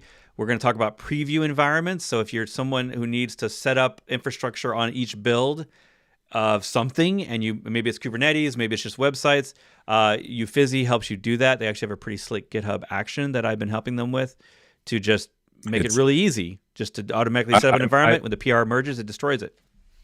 I met him at KubeCon in Amsterdam. Cool. And it was interesting. His booth was basically surrounded by a bunch of other companies that are all tackling kind of the same Similar, idea. yeah, yeah, Yeah. similar. Yeah, ephemeral environments, preview environments, Hmm. temporary environments, whatever whatever you want to call these types of things, where the environments are disposable, and you don't have to like create your own manual Terraform, like Hmm. to set them up. That's what a lot of these companies are trying to do. And Uffizi's been around a couple of years, well, more than a couple of years, but they're very specifically focused on this preview and ephemeral environment stuff. So I think there's other companies I feel like that have as a feature, like they do other things and they also have this feature of preview. So we'll see how it goes. But we're going to talk about it with them. They're one of the few products I've actually used and can recommend. Dan Garfield is going to also be on in July from CodeFresh. We're going to talk about CI/CD and how using Argo CD with an alternative to GitHub Actions. My favorite is GitHub Actions, but I want to learn more about CodeFresh because I haven't used CodeFresh in years. So Dan's going to come on to give us an update on what they're doing at CodeFresh and how they're basically becoming the advocates of Argo CD for GitOps style deployments. We also got Ken Collins, a friend of mine, coming on. He's an AWS serverless hero, so he's a big Lambda fan, and he's going to come on from not Teespring. I don't have the name of the company there. It's the one with the octopus logo. I can never remember. GitHub? Didn't No, GitHub's logo they make octopus? clothing. They make clothing. Octocat? Oh, okay. And sadly, he didn't fill out the information. So I'm going to do better at that next month when we actually get closer to him. But we're going to talk about Lambda, basically containers in Lambda, and which will connect hopefully a little bit to our show previously a couple weeks ago with Corey Quinn. In case you didn't know, this show becomes a podcast. So about a month after this show airs live, that you're watching now, it becomes a podcast. You can see the links below. It's podcast.bretfisher.com. And you can listen to a highly edited down version of that. We only really do the guest shows for that right now. We are working on the idea of taking some of maybe the really good questions and editing those down into clips and turning those into shows. But it takes a lot of work. And we don't have the money or the people yet to do all that work. But I'd love to turn some of the Q&A shows into their own highly edited podcast, just to give people more content. That's what they want. They want the content. So that podcast comes out about a month after the show. So all the guests we've had this year, go check them out in the podcast. That's in all the players. There's like 1,000 podcast players now, I feel like. And we're on all of them, pretty much, that I can think of.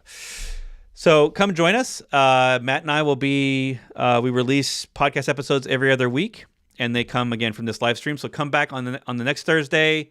You can hang out and learn about Kubernetes backups next week. And then the week after that, there's actually a calendar, by the way. I think that's a link below that you can get a calendar and you can know ahead of time every single week. Also, right above Matt's head is the DevOps.fan website that will take you to Discord. Yep, there you go. There you go. That'll take you to our Discord server. That's over here. And our Discord server's got over 14,000 people now. So this is focused exclusively on cloud native DevOps. It's free. There is a way to be on our High Fivers group, which is a member-only monthly hangout where we hang out in Discord on video, essentially, and we do like a coffee chat. We talk about our DevOps projects, stuff like that. You can find more information on my website or DevOps Fan, or find me on Twitter. We accept memberships in lots of places, including Patreon. Here on YouTube, if you join here on YouTube, you get access to the High Fivers Patreon monthly call. So that's fun, and I always have a good time on that. But you can come hang out with us in there. We are now a public server available during in the Discoverable. So we have our own webpage on discord.com for the Discord server. And there's so much going on over there, I can never keep up. You can see that just in the last couple of days already, all these channels have stuff that I have not read. It used to be where I was starting all the conversations when we all started. But now that we've got over 14,000 people in there, it's taken on a mind of its own. So come for the cloud native DevOps. stay for the memes. Basically, the memes channel is where it's at. The H in Kubernetes stands for happiness. I love this one. Such a fantastic shirt. There's so many good memes in there. I actually had to sit there for a minute because I had to spell out Kubernetes to think, wait, where's an H in Kubernetes? And then I got the joke. Like, I was slow on the uptake on that one. I feel like I feel like every week I should just show off a meme. Sometimes we go off the rails and it's not even DevOps focused, but like Harry Spotter, the boy who could lift, like that's just a fancy one. But yeah, it just goes back. I mean, this one, this one's amazing. Oh my goodness! To my British friends, I'm sure you love this joke. That's a great joke. Anyway, we'll maybe make maybe some memes or some of the retro tech stuff, which is also really great. We'll maybe make that part of the show going on. Sometimes it's gaming oriented. Sometimes it's, hey, do you remember these? Do you remember the AOL 15 free hours? I feel like eventually it was like 100 free hours, 50 free hours, 100 free hours of AOL. But anyway, Dan's got some comments.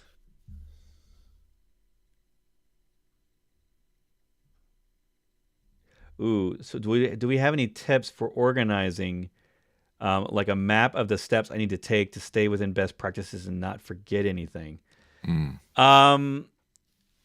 Yeah, the close I don't, and the closest thing I have to like best practices and keeping someone like checking the boxes, almost like a checkoff list for best practices. I attempted that a couple of times.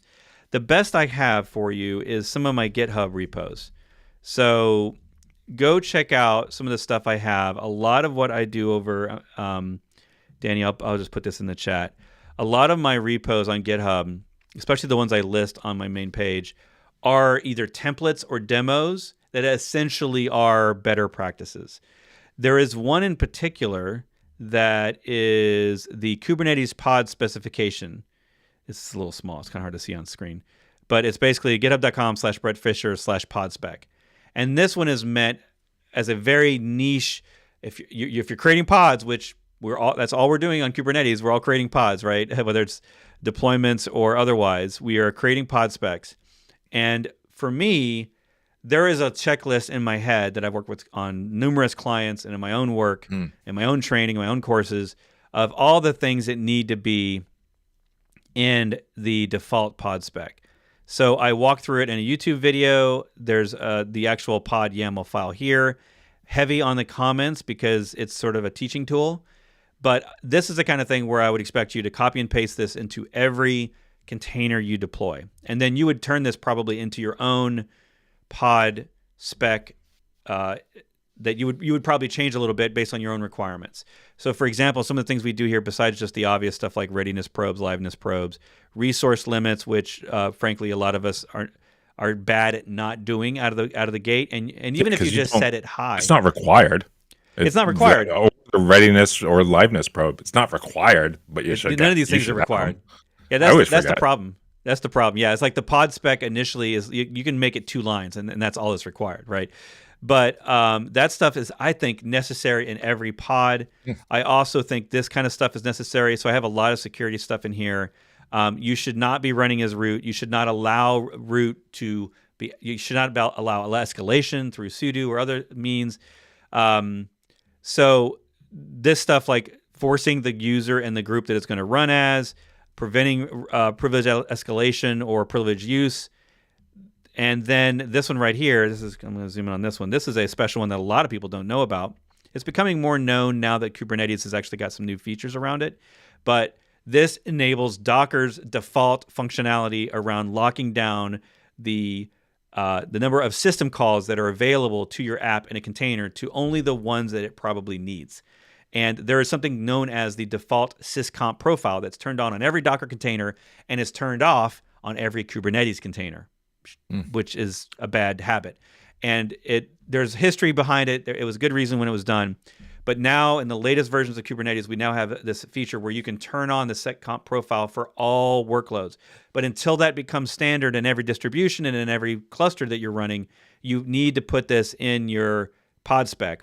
There's no harm in doing it, even if you're using Containerd, because Containerd comes with the default runtime profile. It's a little file. It's a very custom specific seccomp language, but it cuts down the number of Linux syscalls that you even have a possibility of executing.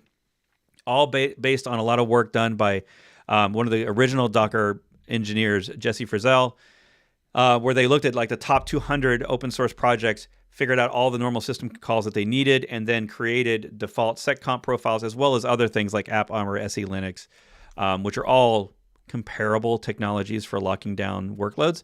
Anyway, this line right here, I'd say is probably, I'm going to guess, probably is in 1% or less of all pod specs, but it should be in every single pod spec because it locks down the container a little bit more. I'm not going to say that it's prevented specific vulnerabilities, but it certainly will potentially help in some vulnerabilities. And it's turned on every Docker container you've ever run. It just happens to not be turned on in Kubernetes. So why not? Like, if you're running Docker or Compose, it works with this because it's already turned on. So why not turn it on by default everywhere? There is technically a feature in Kubernetes now. It's in beta, I believe, if not still in alpha, that allows you to turn this on by default for all workloads in a cluster. But you would have to know to turn that on, and most distributions are still not doing it by default. The other thing, too, is the termination grace period. This has to do with rolling updates, and a lot of people don't really know about this and how they can actually have downtime if they don't properly have enough time to let apps shut down properly. And so this gets into a whole availability and rolling update stuff. But this hopefully answers your question, Danny. It was a really long answer, but that's the closest thing I have to something like that. And then everything I teach in my courses, I would say, is what I consider better practices for using containers. I try not to teach bad ones. But that means you have to go through the whole course. So I don't have checkoff lists. There have been times where I've tried to make them. It's really hard to do because it's very context sensitive, right? Like, if Matt does something with containers, it's going to have a totally different checklist of like what all the things you need to do for security and all. And how far do you go? Do you go all the way down the stack? It kind of becomes nebulous. So the other things, we have tried a few things in awesome lists, and I'm not really proud of any of the awesome list best practice stuff that we've done so far. I need to spend some time on that. I was trying to make an awesome list of the best DevOps training, and I don't really have that finished yet. But maybe another awesome list would be a list of lists of all of the best practice lists out there for DevOps stuff, like containers and cloud. And the problem is a lot of best practice stuff I have problems with. Like it's still very vague, or it's outdated, or it's just flat out wrong. And so I don't even like to use the words best practice anymore because I feel like the better it gets, it means it has to be opinionated. The more opinionated it gets, the more likely it's not going to suit your situation. So it's tough. It's a tough thing I haven't cracked. And he's acknowledging, yeah. Do I want to play around with building a GPT myself? No. I want the machines to do it all for me. I don't want to build anything. I'm here to automate all the things, not manually build the things. But I am interested in if you could get a GPT to write the code to build a GPT, something like that. Well, we're going to wrap this up, ladies and gentlemen. Thank you so much for being here. Again, we'll be here live next week. I have one little thing to add. I heard you when you were talking about the Discord and talking about the high fivers. You mentioned the term it's a coffee chat or something like that about the call that we have.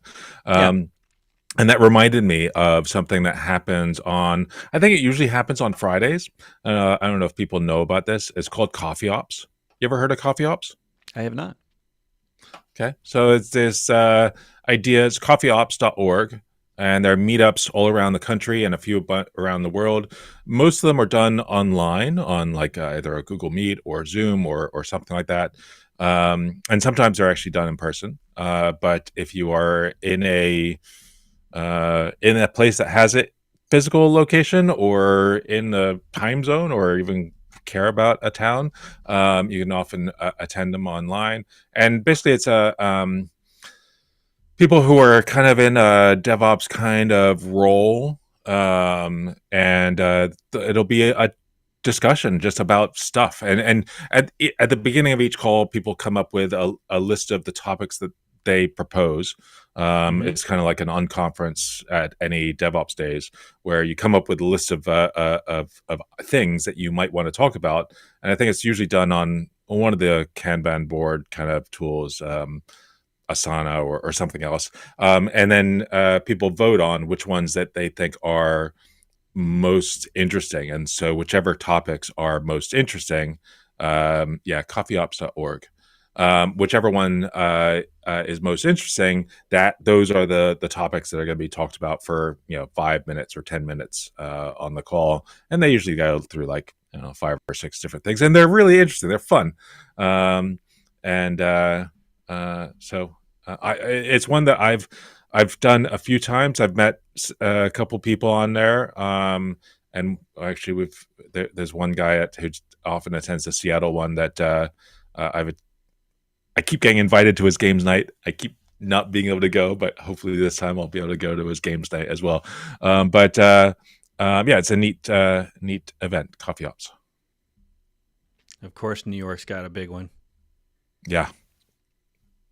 But the one in Seattle and Portland alternate each week on Friday, and it's done on Zoom, and there's often a lot of people that are not from Seattle or Portland that attend them.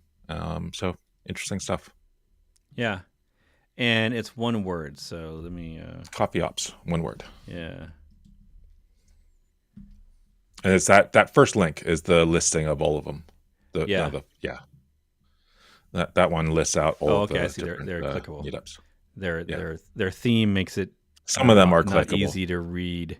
No, it's not. Yeah. They're IT guys, not front end developers. Yeah, Coffee Ops needs some dev love, some UI love. Local meetups, virtual meetups. Yeah, it's a terrible website. All right. So Coffee Ops, I like it. Yep. Maybe we'll have to. I guess this means I should attend tomorrow's. Now that you've pimped it up, that would be cool to. So it would be cool to do one. This one's on Tuesdays. This virtual meetup. It'd be cool to, if anyone is interested in starting one on our Discord server. That's a perfect place to do a virtual one because it's way I find Discord a way safer place to do random internet videos than like a Zoom or a Slack where you don't have any community management. You can't ban. You can't do stuff like that. So that's an interesting idea of if someone out there, a part of our Discord server, if you're watching, if you want to take that on and there's only 14,000 of you out there in our Discord server, so maybe one of you. Maybe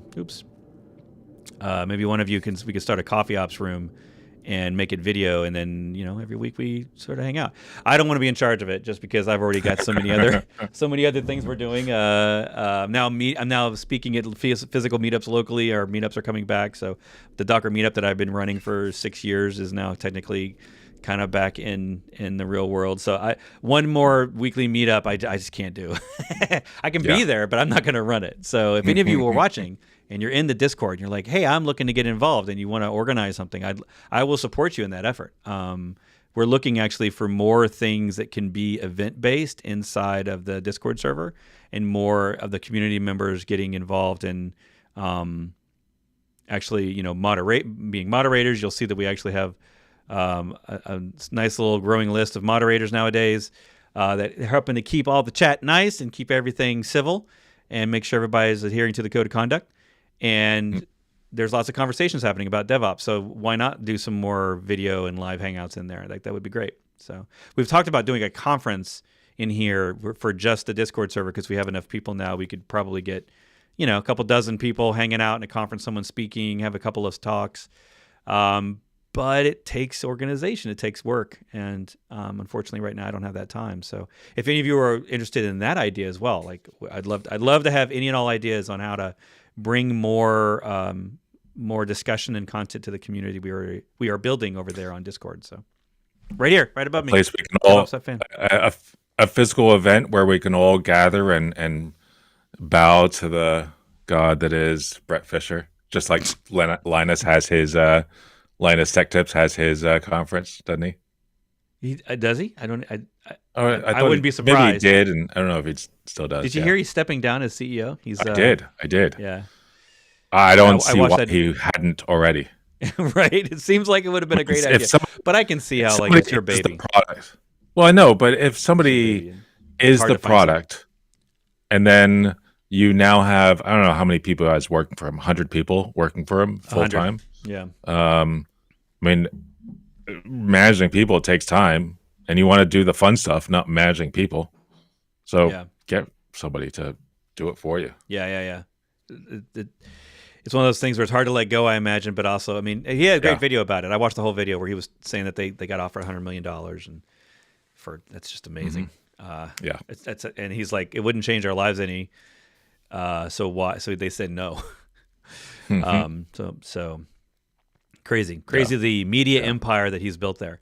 Amazing. And we're not trying to do that, but I would love to build a bigger, better community in Discord. Yeah. And help and basically figure out ways to crowdsource help for people trying to get cloud, DevOps stuff done. Like I can't be the only one. I can't be the only voice teaching people how to do this stuff. So, well, thanks, Matt. It's been great hanging with you. Cool. Thank you. And for you still watching out there, we will be here next week. Same time. Well, 2 hours earlier. And if you want to get all the latest updates on everything, like what's going to be on the show, who's going to be on the podcast, all the stuff that I'm creating, check out the newsletter. That is over at, not that. BretFisher.com/newsletter. So go over here, sign up for free, and you get one email a week. And it's basically, hey, this is what's going to be on the show. This is what we're going to talk about. This is what's on the podcast. These are the things I'm doing. This is what I'm interested in. What did we do last week? What courses are on sale? What thing have I just created as a template? So go jump into the newsletter. I'll put that link in the chat, and that'll be the last thing I talk about. So thanks again, everyone. It's been a great week. Happy Towel Day. Go grab your towel. You always should know where your towel's at. Go watch Hitchhiker's Guide to the Galaxy, the movie from about 20 years ago. It's a great movie. I highly recommend it. It's fun, and it's quirky, and it's got good acting. And it was actually created a little bit by Douglas Adams. He wrote the screenplay, and so it has his permissions built into it about the timeline and the story changes that they do in the movie as a surprise to all of us true fans. So thank you, Martin and Anton and everybody else. See you next week. See you, Matt. Bye.